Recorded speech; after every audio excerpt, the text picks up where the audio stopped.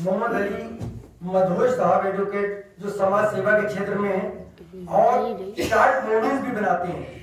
मजे की चीज ये है कि ये वकील होने के साथ साथ यानी फिल्म में भी इनका रुझान है, भी बनाते हैं।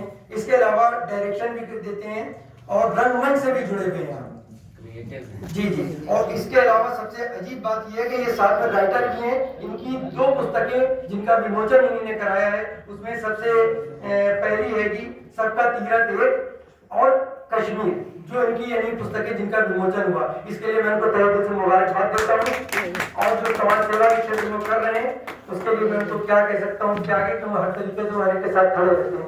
सभी यहाँ उपस्थित मान हो और अतिथिगण और इस मंच पे उपस्थित हमारे मिशन भाई और उनके सभी सदस्यगणों को मेरा हार्दिक धन्यवाद कि उन्होंने मुझे यहाँ पे बुलाया।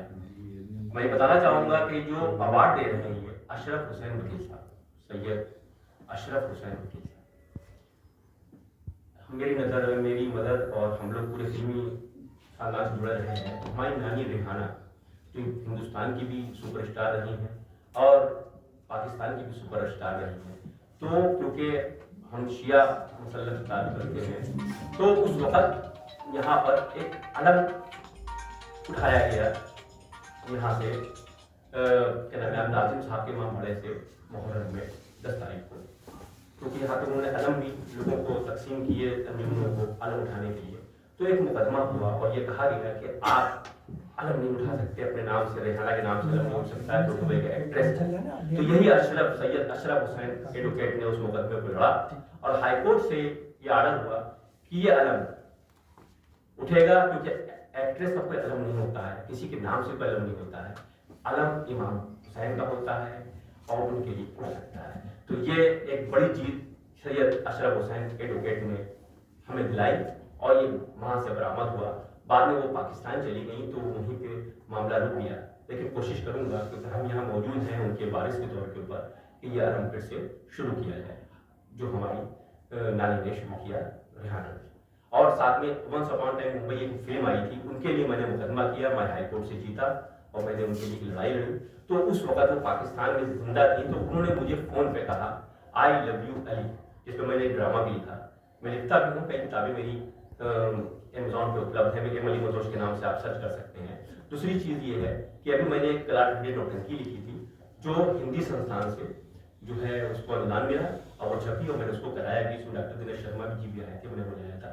कुल मिलाकर के एक कोशिश है, क्योंकि साहित्यकार आजकल खत्म हो रहे हैं और ये भी बात नहीं है। मैं तो 2002 से मेरी संस्था ह्यूमन वेलफेयर सोसाइटी कम से कम 100 से ऊपर हमने धरना प्रदर्शन किए और आज तक सरकारी ग्रांट हमको नहीं मिली। बड़े अफसोस की बात है, क्योंकि मैं कभी झुकता नहीं हूँ, मैंने कभी भी किसी को भ्रष्टाचार नहीं किया और किसी भी तरह से मैंने इनकार कर दिया है कि मुझे पैसा दे करके कोई भी ग्रांट नहीं चाहिए। लगातार हमारा सफर जारी है और मैं मीसम भाई के लिए कहना चाहूंगा और ये बताना चाहूंगा कि सबसे अच्छा काम जो मीसम भाई का मुझे लगा है वो ये लगा है, बहुत काम किया है मीसम भाई ने, लेकिन सबसे अच्छा काम ये लगा कि 3 तलाक के ऊपर इन्होंने सरकार को भी और साथ में समाज को भी ये बहुत अच्छा संदेश दिया। एक शिया वर्ग इस बात को कभी आगे नहीं ला पाया, जिसके लिए मिशन भाई ने काम किया कि 3 तलाक हमारे यहाँ नहीं होती है और जब 3 तलाक नहीं होती है तो क्यों हमको इस जुर्म की सजा दी है।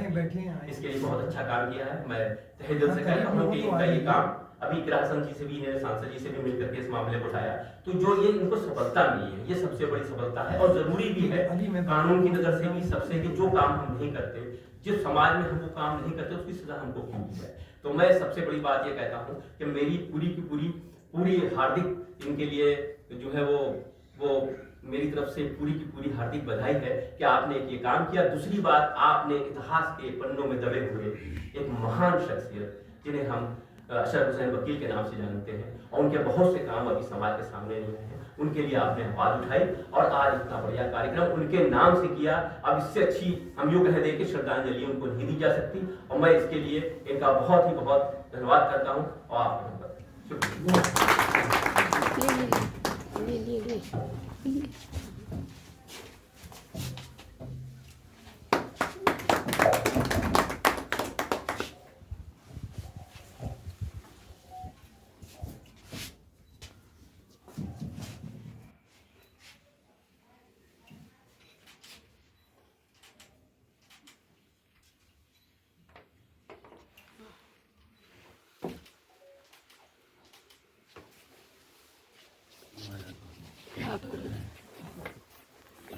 इसी तरह से और जो फील्ड है, जैसे मधोर साहब हैं, इनकी अपनी एक फील्ड है, ये एडवोकेट तो हैं ही, लेकिन इसके साथ साथ जो क्रिएटिविटी है इनमें, जो इनके एक लीनियज है फिल्म इंडस्ट्री की, इनकी जो नानी का भी आप जिक्र कर रहे थे, रेहाना बेगम साहिबा, उनकी जो अपनी एक थी कि उन्होंने 150 से ज़्यादा फिल्में उन्होंने की और हिंदुस्तान और पाकिस्तान दोनों का नाम जो उन्होंने रोशन किया।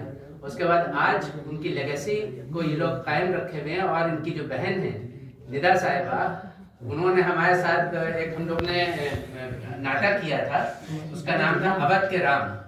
अवध के राम हमने डायरेक्ट किया था और नवाबाई दरिशा का उसमें कैरेक्टर भी किया था। उसमें आपने बहुत अहम किरदार अदा किया था और उसमें हमने नवाबीना अवध का ये दिखाया था कि श्री राम से जो उनकी मोहब्बत थी और जो अकीदत थी नवाबीना अवध की, वो शुरू से और आखिर तक वो पूरा सिलसिला जो था वो हम लोग ने उस प्ले के ज़रिए जो था वो स्टेज किया था। तो बहुत पसंद किया गया था और आप हमारे साथ जुड़ी हुई थी उस प्ले में। उसके अलावा यहाँ पर इतने लोग हैं, इतने एडवोकेट्स हैं, सब लोग अपनी अपनी फील्ड्स के माहिर हैं और जो अफ़ाम जमा सोसाइटी को आप लोग मदद कर रहे हैं, नागेंद्र साहब और सब लोग जो बाहर से तशरीफ लाए हैं, ये सब बहुत ही मुबारकबाद आप लोगों को है कि आप लोग जो हैं इनका इतनी मदद कर रहे हैं और बेलौस मोहब्बत मदद कर रहे हैं।